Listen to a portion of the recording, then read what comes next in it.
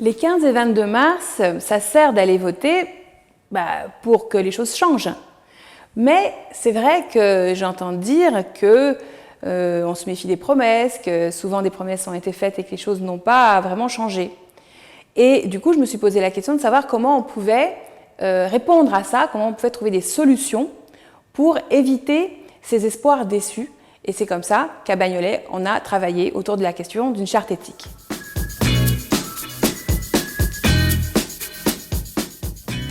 La charte éthique de Bagnolet, qui a été travaillée dans des ateliers avec les habitantes, les habitants, et in fine avec Laurent Jamet et le Parti communiste, on a travaillé tous ensemble pour concevoir des principes de gouvernance, d'une part, et des outils nouveaux de démocratie locale.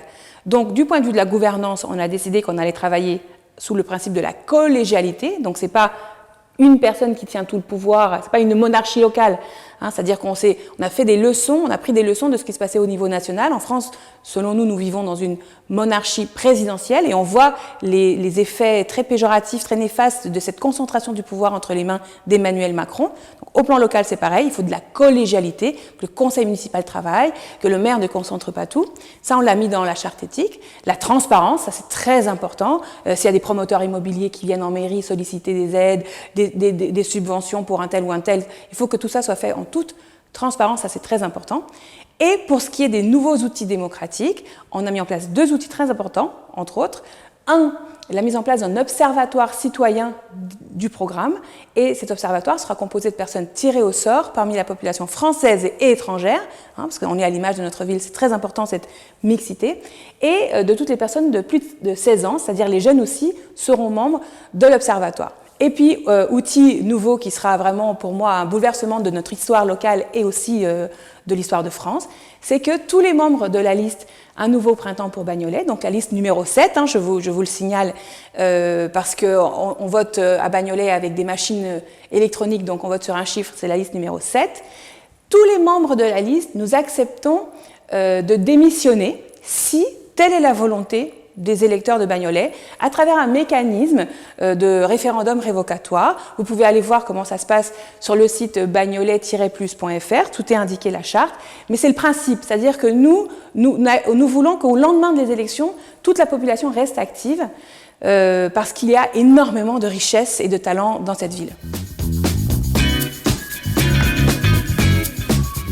Parmi les 118 propositions qui sont faites dans le programme de notre liste, il y a deux grandes idées que j'aimerais défendre particulièrement. La première, c'est l'attachement à la jeunesse. Je le vois en tant que mère de famille, c'est très difficile quand on n'a pas des réseaux et des connexions d'obtenir par exemple les stages de 3e ou des stages de lycée pro ou même des stages universitaires. Ça, c'est quelque chose sur lequel la mairie peut agir en agissant justement les réseaux de la mairie et des différents membres du conseil municipal pour activer les entreprises locales, mais aussi pas seulement les entreprises de Bagnolet.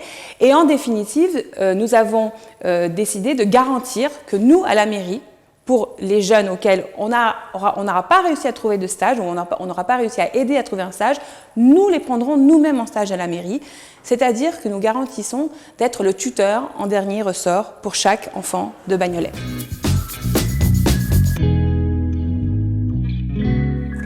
Bagnolet n'est pas à côté des grandes problématiques de l'humanité et notamment de la question du réchauffement climatique. Vous savez que si la température de la planète augmente de plusieurs degrés, c'est la survie même de notre espèce qui est en jeu. Or, nous, à Bagnolet, il y a des leviers pour réduire la température à Bagnolet. Nous sommes les enfants d'une architecture des années 60-70 qui a beaucoup bétonné, c'est très clair. Donc ça, il va falloir l'inverser pour éviter les îlots de chaleur qui, évidemment, en plus nous pourrissent la vie. Il fait trop chaud en été, il fait trop froid en hiver, il y a des inondations sur les dalles, sur le béton.